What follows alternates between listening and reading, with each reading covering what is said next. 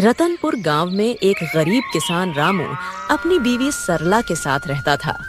सुबह के वक्त मिट्टी के छोटे से घर में चूल्हा जल रहा था, जिस पर लोहे की कढ़ाई में थोड़ी सी सब्जी पक रही थी।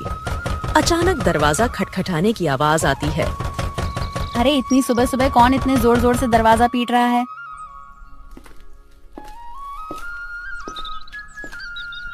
दरवाजा खोलते ही सेठ हरीलाल गुस्से में लाल पीला खड़ा था, जो कि बहुत लालची और चालबाज है।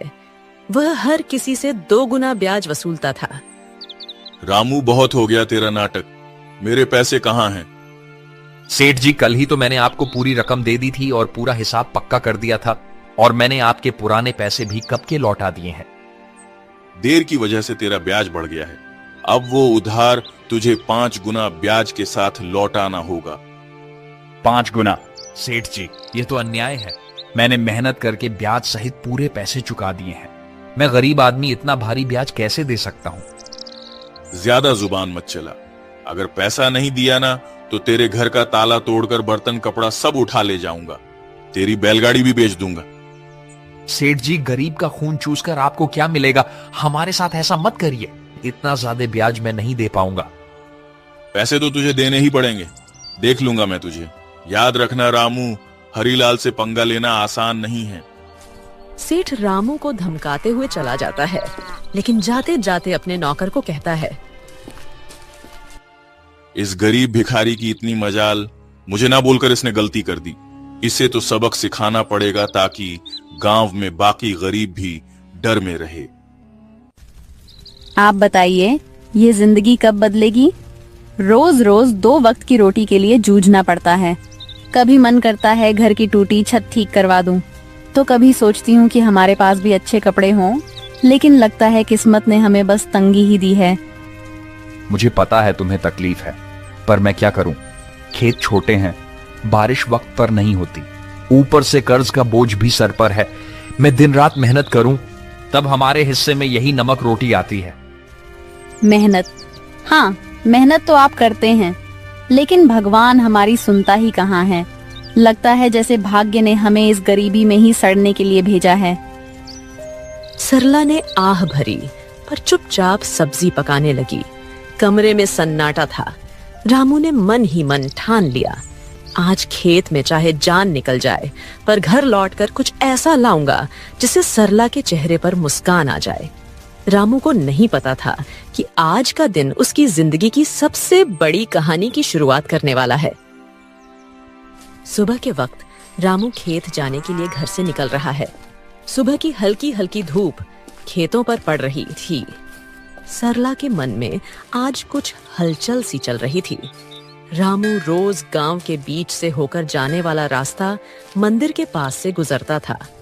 रामू रोज इसी रास्ते से जाता था, क्योंकि यही सबसे छोटा और आसान रास्ता था।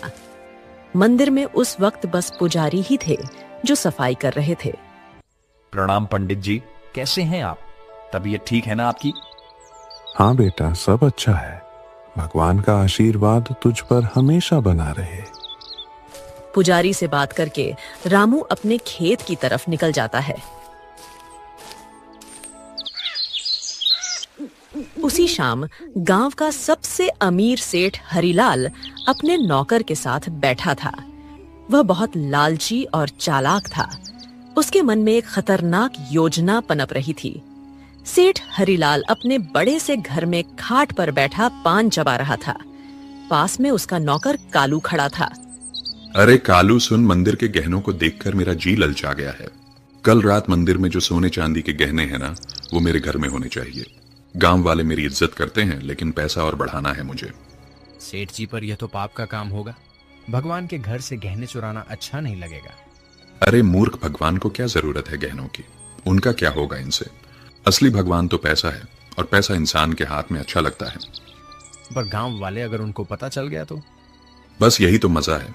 चोरी हम करेंगे और इल्जाम किसी और पर लगेगा। पता है किस पर? उस गरीब रामू पर।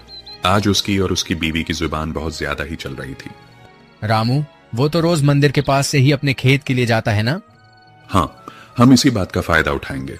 सबको लगेगा कि उसी ने चोरी की, गांव वाले पहले ही उसे तिरछी नजरों से देखते हैं। बस आज रात ही हम अपना काम कर देंगे और सुबह हंगामा हो जाएगा। तू बस ये याद रख, कोई गलती नहीं होनी चाहिए। आधी रात को हम मंदिर में घुसेंगे, गहने उठाएंगे और अपने गोदाम में छुपा देंगे। सुबह मैं खुद शोर मचाऊंगा और रामू का नाम लूंगा। कालू डरते डरते सिर हिलाता है और अपने सेठ की बात मान लेता है। रात का समय था। गांव में हर तरफ सन्नाटा था। बस कहीं कहीं कुत्तों के भौंकने की आवाज आ रही थी। उस रात सेठ लालच में अंधा हो जाता है और इस घिनौनी साजिश को अंजाम देता है। अपने नौकर से मंदिर में चोरी करवाता है। पास ही अंधेरे में एक काली बिल्ली म्याऊं करके गुजर जाती है, जैसे वो इस पाप की गवाही दे रही हो। अगली सुबह गांव के बीचों बीच मंदिर के सामने एक भीड़ इकट्ठी हो गई थी। हर कोई जोर जोर से बातें कर रहा था। माहौल में घबराहट और गुस्से की गूंज थी। अरे यह क्या हो गया? मंदिर के सारे सोने के गहने रातों रात गायब हो गए। इतना बड़ा अपशकुन, भगवान के गहने चुरा ले गया कोई। ये तो बहुत बुरी बात है। इसी बीच रामू रोज की तरह खेत की तरफ जाने के लिए उसी रास्ते से गुजर रहा था। भीड़ देखकर वो रुक गया और पास आ गया। अरे क्या हो गया भाई लोग, इतनी सुबह सुबह ये भीड़ किस बात की है? अरे रामू, तूने सुना नहीं, मंदिर में चोरी हो गई। भगवान के सारे गहने कोई उठा ले गया। रामू यह सुनकर चौंक जाता है। भीड़ में खड़ा सेठ, जो असल में चोरी किया था, वह बहुत मासूम बन रहा था। पंडित जी आप बताइए, कल रात तक तो गहने मंदिर में थे, फिर अचानक कौन ले गया? आप बताइए पंडित जी, क्या आपने मंदिर के आसपास किसी को आते जाते देखा है? आपको किसी पर शक है क्या? अरे मैंने देखा है रामू, रोज मंदिर के रास्ते से आना जाना करता है। सेठ जी, कल तक तो सब कुछ ठीक ठाक था। मंदिर के पास से तो कई लोग गुजरते हैं, लेकिन रोज सुबह सुबह खेत की तरफ जाने के लिए रामू इधर से निकलता है। मगर रामू ऐसा काम करेगा मुझे नहीं लगता। अरे पंडित जी, जमाना खराब है, आदमी की नीयत कब बदल जाए क्या पता। और वैसे भी जिसने किया है वो मुंह से कभी मानेगा नहीं। मैंने अपनी आंखों से देखा है। रात को जब मैं खेत की तरफ जा रहा था, रामू मंदिर के पास चुपके चुपके घूम रहा था। ये क्या कह रहे हो आप लोग? मैंने कोई चोरी नहीं की है। इतना बड़ा पाप मुझ पर मत डालो। अरे हाँ, ये गरीब आदमी है, पैसों की तंगी में है, ये कर भी सकता है ये काम। ये लोग मुंह पर अच्छे बनते हैं। अरे भगवान से डरिए आप लोग, हमने कुछ नहीं किया। हम गरीब जरूर हैं, लेकिन चोर नहीं। मेरे पति जितना ईमानदार इंसान इस पूरे गांव में कोई नहीं है। ऐसा मत कहिए, वरना भगवान आप लोगों को कभी माफ नहीं करेगा। रामू और उसकी बीवी ने बहुत समझाने की कोशिश करी, लेकिन भीड़ मानने को तैयार नहीं थी। सब रामू को ही चोर मान बैठे। रामू और सरला की आंखों में आंसू आ गए, लेकिन भीड़ में कोई उनकी सुनने को तैयार नहीं था। गांव वालों, अब तो सब साफ है। मंदिर के गहने चुराने वाला यही रामू है और ऐसे आदमी को हमारे गांव में रहने का कोई हक नहीं। चोरी करने वाले की एक ही सजा है, गांव से बाहर निकाल देना। हाँ, अगर इसने मंदिर में चोरी की है तो यह तो भगवान का भी अपराधी हुआ। इसे यहीं रहने देंगे तो कल हमारे घरों से भी चीजें गायब हो जाएंगी। अरे आप सब क्यों नहीं समझते? मैं निर्दोष हूं। मैंने कोई चोरी नहीं की। मैं तो रोज के जैसे अपने खेत जा रहा था। मुझ पर इतना बड़ा इल्जाम मत डालिए। भीड़ में जोर जोर से आवाजें गूंजने लगी। निकालो इसे गांव से। भीड़ में हलचल मच गई। लोग एक दूसरे से कान्हा फूंसी करने लगे। रामू और सरला की आंखों में आंसू भर आए। उन्होंने कई बार सफाई देने की कोशिश की, लेकिन किसी ने उनकी नहीं सुनी। सबने मिलकर उन्हें गांव के बाहर निकाल दिया। रामू और सरला मजबूर होकर गांव छोड़कर चले गए। रामू और सरला रोते रोते गांव छोड़ चुके थे। गांव के बाहर एक सुनसान जगह पर टूटी फूटी झाड़ियों और कंटीली झाड़ियों के बीच एक पुरानी पड़ी झोपड़ी मिली। मजबूरी में वहीं उनका नया घर बन गया। सुनिए जी, यह जगह कितनी सुनसान है। न पास में कोई इंसान, यहाँ आसपास की झोपड़ियों में कोई रहता भी नहीं है। न खाने को कुछ है। अब हम क्या करेंगे? क्या करें सरला? जब अपना गांव ही हमें ठुकरा दे तो कहीं और सहारा ढूंढना पड़ता है। यही हमारी तकदीर है। मैं तो ये सोच रहा हूं, आखिर चोरी की किसने है और इल्जाम मुझ पर डाल दिया गया। मैं असली चोर का पता लगाकर रहूंगा। दिन ढल गया। सरला रोते रोते सो गई। रामू सारी रात परेशान बैठा रहा।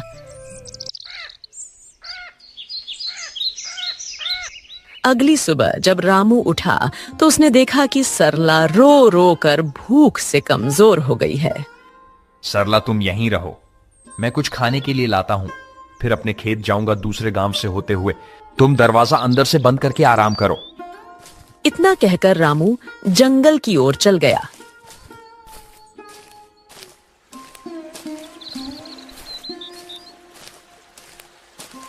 रामू ने सरला को कुछ फल और आसपास की नदी से पानी लाकर दिया। रामू दूसरे गांव से होते हुए अपने खेत जाने के लिए निकल गया। अचानक घने जंगल में सामने से एक साधु बाबा प्रकट होते हैं। उनकी लंबी दाढ़ी और वस्त्र उन्हें अलग ही आभा दे रहे थे। रामू उनके पास गया। बेटा, तू कौन है? तेरे चेहरे पर चिंता की रेखाएं साफ दिख रही हैं। बाबा, मैं इस गांव का ही रहने वाला हूं, पर अब गांव वालों ने मुझे निकाल दिया है। सब लोग मुझ पर चोरी का झूठा इल्जाम लगा रहे हैं। मैंने कोई चोरी नहीं की। रामू रोते रोते साधु बाबा को पूरी कहानी बताता है। सेठ का कर्ज, गांव वालों का इल्जाम और मंदिर से चोरी की घटना। बेटा, तेरी आंखों में छल नहीं है। तू सच्चा और साफ दिल का इंसान है। तेरी पीड़ा मैं समझ सकता हूं। ये दुनिया अक्सर गरीब पर झूठा इल्जाम लगा देती है, पर चिंता मत कर, भगवान न्याय करते हैं। असली चोर जल्द ही सामने आएगा। ये मेरा आशीर्वाद है। पर बाबा कैसे? सब मुझे ही दोषी मान रहे हैं। गांव छोड़कर मैं और मेरी पत्नी यहां भूखे प्यासे पड़े हैं। कोई मेरी बात मानने को तैयार नहीं है। मैं कैसे साबित करूं कि मैं निर्दोष हूं?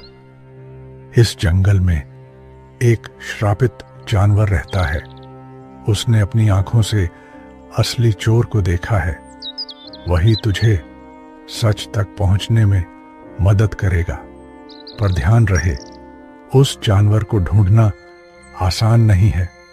उसके पास जाना होगा, उसका विश्वास जीतना होगा, तभी वह तेरी मदद करेगा। श्रापित जानवर बाबा, वह कौन है? मैं उसे कैसे ढूंढूं? यहां जंगल में तो बहुत से जानवर हैं। वह एक श्रापित काली बिल्ली है। सच यह है कि उसकी आंखों ने वह दृश्य देखा है जो किसी और ने नहीं देखा। जा बेटा, उस जानवर को ढूंढ और उससे मदद मांग। वो बिल्ली तेरी जिंदगी बदल देगी। भगवान तेरा साथ देंगे। जा बेटा, सत्य की शक्ति तेरे साथ है। साधु बाबा रामू को आशीर्वाद देकर अचानक गायब हो गए।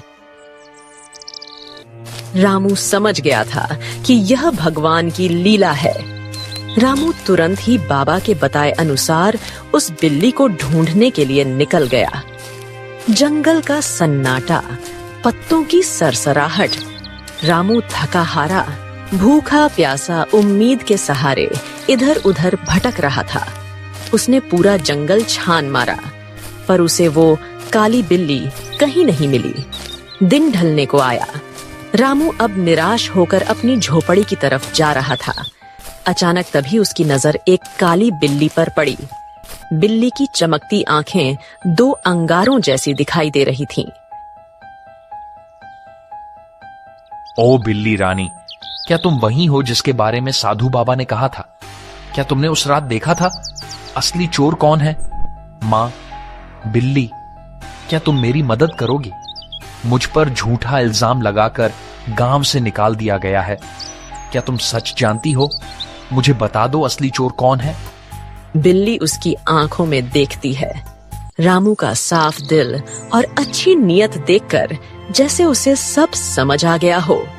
अचानक बिल्ली की आंखों से एक अजीब सी चमक निकलती है और वह इंसानी आवाज में बोल उठती है। रामू, तुम्हारे साथ बहुत बड़ा अन्याय हुआ है। मंदिर के गहने तुमने नहीं चुराए। असली चोर तुम्हारे गांव का सेठ और उसका नौकर है। दोनों ने मिलकर मंदिर से गहने चुराए और चोरी का इल्जाम तुम्हारे सिर पर चढ़ा दिया ताकि कोई शक न करे। सेठ जानता था कि तुम गरीब हो, तुम्हारे पास कोई सबूत नहीं होगा, इसलिए उसने चालाकी से तुम्हें बलि का बकरा बना दिया। क्या गांव का सेठ, वही जो सबसे धर्म और दान की बातें करता है, और उसका नौकर भी तो यही सच्चाई है? गांव वालों ने मेरी ईमानदारी पर शक किया और असली अपराधी चैन से सो रहा है। मां बिल्ली, अब मैं क्या करूं? यह सच गांव वालों तक कैसे पहुंचाऊं? समय आने दो रामू, सच को कोई दबा नहीं सकता। मैं तुम्हारी मदद करूंगी। तुम मुझे कल गांव लेकर चलो। मैं वहां जाकर सबको सारी सच्चाई बताऊंगी और तुम्हें निर्दोष साबित करूंगी। रामू को बिल्ली की बातें सुनकर राहत मिलती है।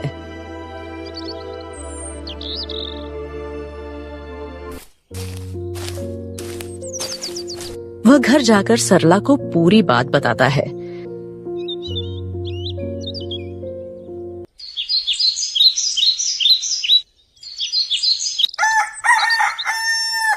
अगली सुबह रामू और सरला बिल्ली को लेकर गांव जाते हैं और सबको बुलाते हैं।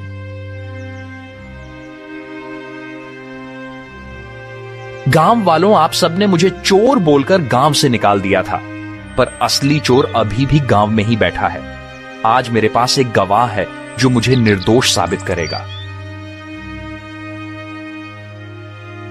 गांव वालों सुनो, असली चोर रामू नहीं है। मैंने अपनी आंखों से देखा है। मंदिर के गहने सेठ और उसके नौकर ने मिलकर चुराए हैं। अगर तुम्हें यकीन नहीं होता तो सेठ के घर जाकर देखो, मंदिर के गहने वहीं मिलेंगे।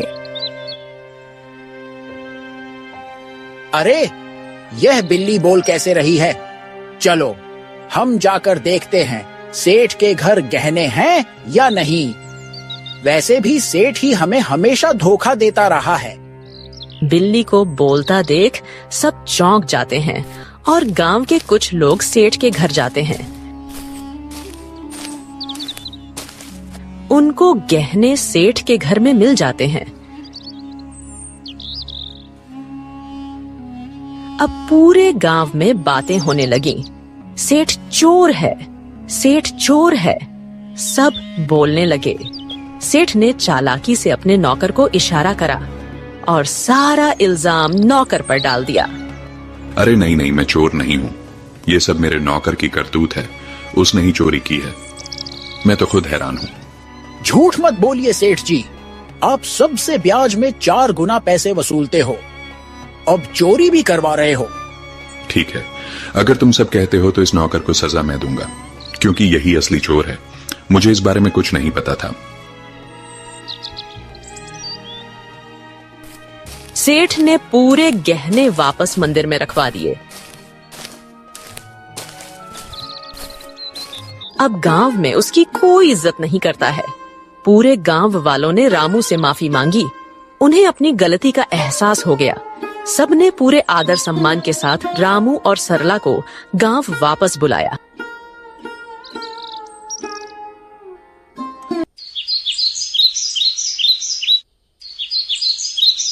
रामू और उसकी पत्नी सरला अब वापस अपने घर आ गए थे।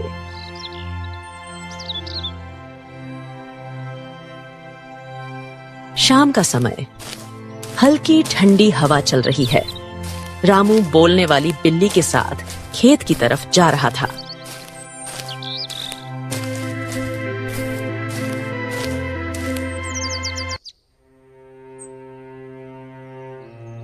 मां बिल्ली, आज अगर तुम ना होती तो मेरी जिंदगी बर्बाद हो जाती।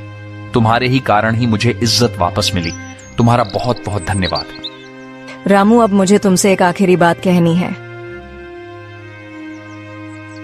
अचानक तेज रोशनी बिल्ली के चारों ओर फैलने लगती है।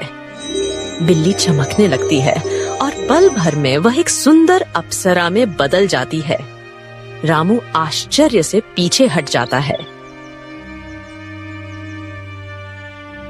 अरे ये क्या हुआ? तुम अचानक अप्सरा कैसे बन गई? कौन हो तुम? हाँ रामू, मैं एक अप्सरा ही हूँ। मुझे स्वर्ग से श्राप मिला था। मैं इस श्राप से मुक्त होने के लिए ही धरती पर आई थी। जब तक मैं धरती पर किसी सच्चे और भले इंसान की मदद नहीं करती, तब तक मैं इस बिल्ली के रूप में ही रहती। तुम एक सच्चे और ईमानदार इंसान हो, इसलिए तुम्हें बचाकर मैंने भी अपना श्राप तोड़ दिया। अब मुझे मुक्ति मिल चुकी है। तुम्हारी ईमानदारी और भलाई ने मुझे श्राप से मुक्त कर दिया है। तुम्हारा बहुत बहुत धन्यवाद रामू। मैं बहुत खुश हूँ। मैं तुम्हें वरदान देना चाहती हूँ। तुम्हें जो चाहिए बेझिझक कहो। रामू की आंखों में चमक आ जाती है। वह भावुक होकर अप्सरा को प्रणाम करता है। देवी, मेरी जिंदगी गरीबी से घिरी हुई है। मैं दिन रात खेतों में मेहनत करता हूँ, मगर फसल कभी अच्छी नहीं होती। ऊपर से कर्ज का बोझ है। मेरे परिवार के लिए 2 वक्त की रोटी जुटाना भी मुश्किल हो जाता है।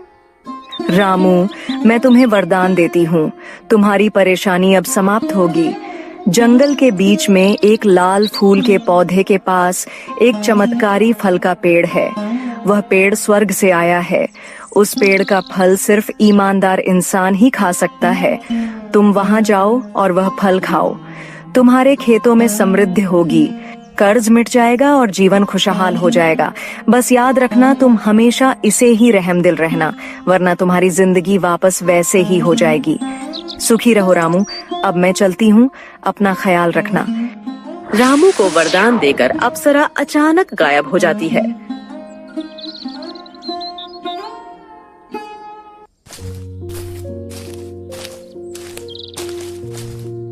रामू जंगल में चारों तरफ उस चमत्कारी पेड़ को ढूंढता है। सूरज ढलने को होता है। थका हारा रामू अचानक लाल फूल के पौधे को देख लेता है। रामू धीरे धीरे आगे बढ़ता है और देखता है कि पौधे के पीछे एक सुंदर चमकदार पेड़ खड़ा है। पेड़ की टहनियों पर सुनहरे फल चमक रहे हैं। रामू श्रद्धा से पेड़ के पास जाता है। पेड़ देवता, मुझे अप्सरा ने आपके पास भेजा है। मैं गरीब किसान रामू हूँ। क्या मैं आपके फल खा सकता हूँ? अचानक पेड़ से आवाज आई। रामू, मुझे सब पता है। तुम सच्चे और भले इंसान हो, इसीलिए अप्सरा ने तुम्हें यहाँ तक पहुँचाया है। तुम मेरा एक फल खा लो, तुम्हारी सारी परेशानियां मिट जाएंगी और तुम्हारा जीवन खुशहाल हो जाएगा।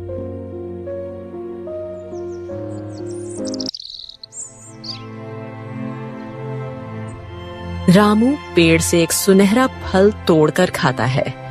अचानक उसके शरीर में एक अजीब सी ऊर्जा दौड़ जाती है। वह पेड़ को धन्यवाद करके अपने घर की ओर निकल जाता है। और जैसे ही वह घर के पास पहुंचता है, उसकी झोपड़ी एक सुंदर बड़ा आलीशान घर में बदल जाती है। रामू दंग रह जाता है। उसकी पत्नी बाहर आकर चौंक जाती। अरे सुनिए, ये क्या हो गया? हमारी झोपड़ी कहाँ गई? इतना बड़ा घर कैसे बन गया? क्या यह घर हमारा है? हाँ प्रिय, यह सब भगवान की कृपा है। जंगल में मुझे एक अप्सरा मिली। उसने मुझे चमत्कारी पेड़ का रास्ता बताया। उस पेड़ ने मुझे फल दिया और जैसे ही मैंने खाया, हमारी किस्मत बदल गई। रामू ने सरला को उस स्वर्ग से आई श्रापित बिल्ली की पूरी कहानी बताई। इतने सालों की गरीबी के बाद अब हमारी जिंदगी बदल गई। भगवान का बहुत बहुत धन्यवाद। हाँ, मगर याद रखना, यह चमत्कार हमें सिर्फ इसलिए मिला है क्योंकि हमने कभी बेईमानी नहीं की। ये वरदान हमें हमारी मेहनत और ईमानदारी की वजह से मिला है।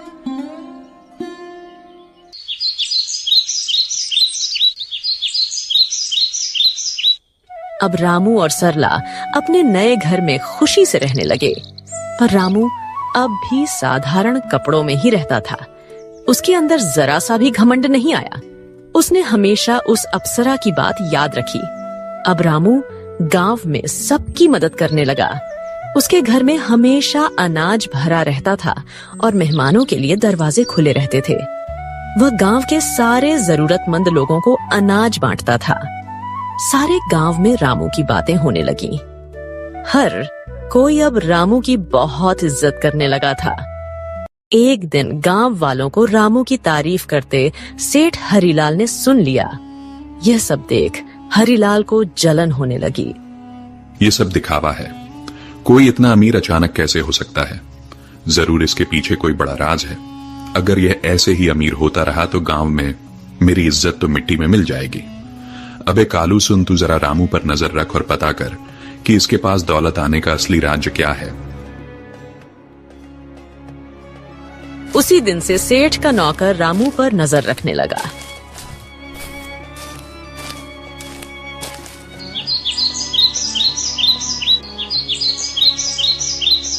एक दिन सेठ का नौकर रामू का पीछा कर रहा था। उसने देखा कि रामू जंगल में जाकर उस चमत्कारी पेड़ से बात कर रहा है। कालू चुपके चुपके रामू की सारी बातें सुन रहा था।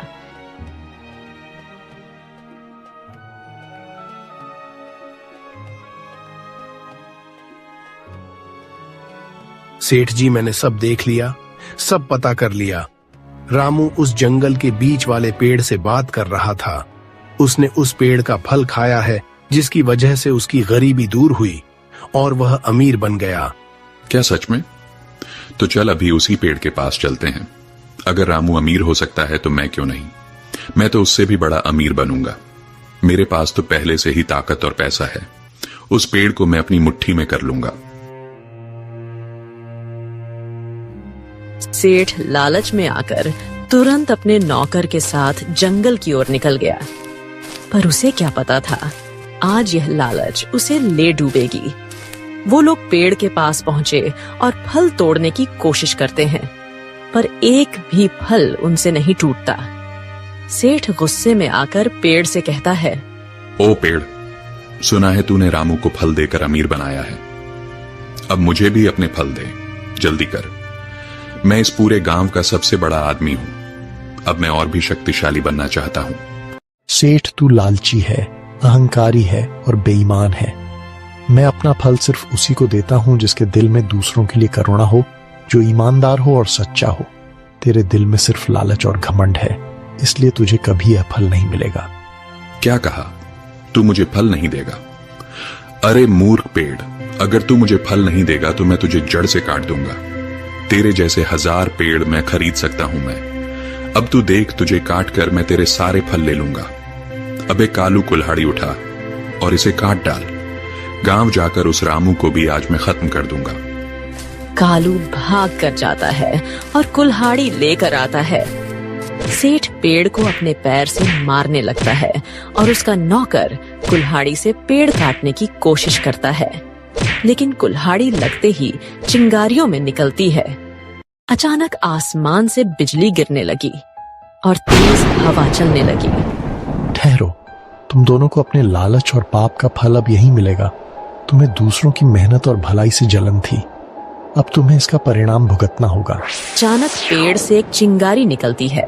सेठ और उसका नौकर वहीं जलकर राख हो जाते हैं। सच्चाई और ईमानदारी की राह चाहे कितनी भी कठिन क्यों ना हो, अंत में जीत हमेशा अच्छाई की ही होती है। लालच और बेईमानी इंसान को कभी सुख नहीं दे सकते। भगवान भी उसी का साथ देते हैं जिसका दिल साफ हो और जो दूसरों की मदद करता है। इसीलिए हमें हमेशा नेक रास्ते पर चलना चाहिए।